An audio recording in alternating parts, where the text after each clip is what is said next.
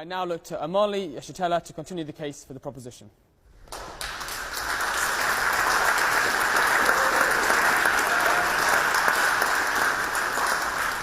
Mr. President, ladies and gentlemen, I have only recently come here from the United States of America. And that being the case, I cannot stand before this august body without prefacing my statement in defense of closer unity of Africa, without stating first my unconditional solidarity with President Maduro and the government and people of Venezuela, who are currently under attack, savage attack, by the declining world hegemon of the United States. I think it's absolutely necessary to say that coming from that country, and especially looking at the fact that the United States travels the world preening, presenting itself as the guardian of democracy and the rights of the peoples around the world, where the reality is that Africans who are colonized in the United States represent at least half of the largest prison population in the world. There are more Africans in prison in the United States than there are people in Djibouti or in Equatorial Guinea. And so we find it very difficult, also recognizing that by their own estimates, it would take 228 years for the income of Africans colonized in the United States to equal that of the colonial white population. So it is absolutely necessary for me to stand here today before you expressing total opposition to the United States government terroristic actions against the people of Venezuela with an attempt to starve the people into opposition to their government.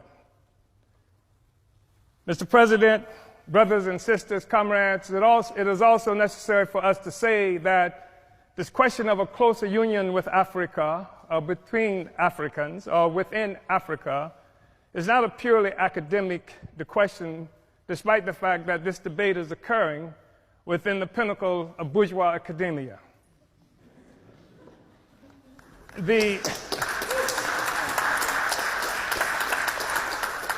That there is a natural, historical inclination for Africa and African people to be united, which is one of the reasons I am here today.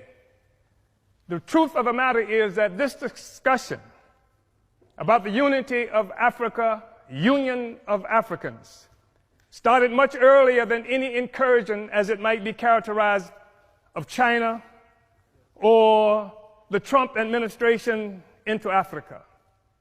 The reality is that Africa came under assault some 600 years ago when Portugal first came and captured African people and initiated the process that would begin capitalism and would establish and consolidate the identity of Europeans in the world. It is a reality that capitalism rests upon a foundation of African slavery. Africans were first capital. And in order for this to occur and to last, it was absolutely necessary to keep African people divided so that we could not resist this horrible incursion on Africa that continues up to now. I think it's important to be able to say that. I think that we have to say that we've seen example after example by African people to unite. We've seen what used to be warring tribes in this geographical terrain that we occupy at this moment, able to achieve a sense of sameness that people refer to as nations, founded on a common economy that came from slavery and colonialism. This is the basis of the unity that we see.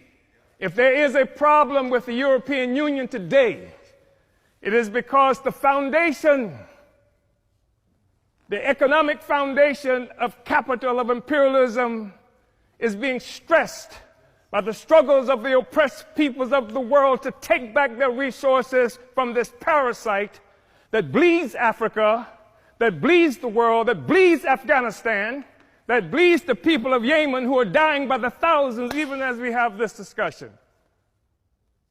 This is the basis of a Brexit.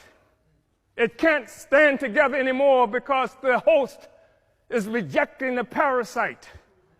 And it's creating crisis throughout Europe and throughout the imperialist world. I think it's necessary, brothers and sisters, to say that there has been a natural trajectory by African people for closer union. We know that we're talking about having this discussion in part because in 1884-85, Europeans sat at a table in Berlin, Germany, not a single African there, and carved up Africa into the territories that we now sometimes call countries and illogically refer to as nations. Africans didn't do that. It was Europe that did that. It was Europe and imperialism that required Africa to be divided so that the resources of Africa, both human and material, could come and pave the streets in London and grow the buildings in Amsterdam and bring clean water to New York, while the streets in Sierra Leone are not paved. And the people in Sierra Leone do not have clean water. And there's no national electric grid there.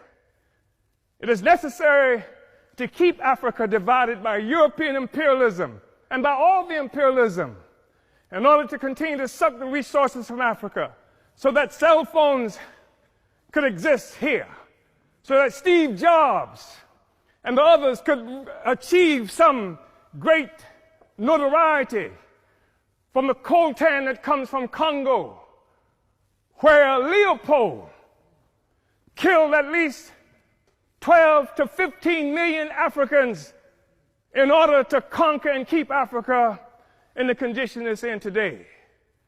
We talk about a united Africa and African Union because of what European imperialism has done to Africa to keep us divided.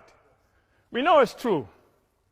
We saw 100 years or so ago, Marcus Garvey organized the Universal Negro Improvement Association and African Communities Leagues that stretched across the globe. More than 11 million African people everywhere were connected to this. Africa for Africans, at home and abroad. That was the cry. Not Africans for Nigerians that didn't even exist until the British created it in 1915.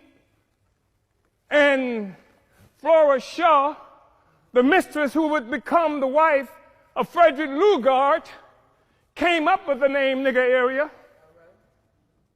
Not this false national consciousness that has been imposed on Africans around the world. So that when the Portuguese found shrimp on West Africa and then named it for the Portuguese word for shrimp, Cameroon, it is not true that they are shrimp despite the fact that the people call themselves Cameroonians today. It is a false national consciousness. The false national consciousness that created the American Negro, that created the Black Brit, and the Afro-Swede. We are one Africa, one nation, and we must have closer union. But in order for that to happen, it has to be a revolutionary union. The Organization of African Union, created on May 25th, 1963 in Addis Ababa, Ethiopia, was part of an effort to circumvent efforts by Kwame Nkrumah to build a single union of African states. And instead we come up with an Organization of African Union that codified the colonial borders that were created by Europe in 1884 and 85. We have to be able to break out of this, but it's going to take revolution in order to do this. African revolution in order to do this. African revolution that will destroy imperialism and the world economy that's responsible for the growing immiseration of the masses of people around the world. Uhuru.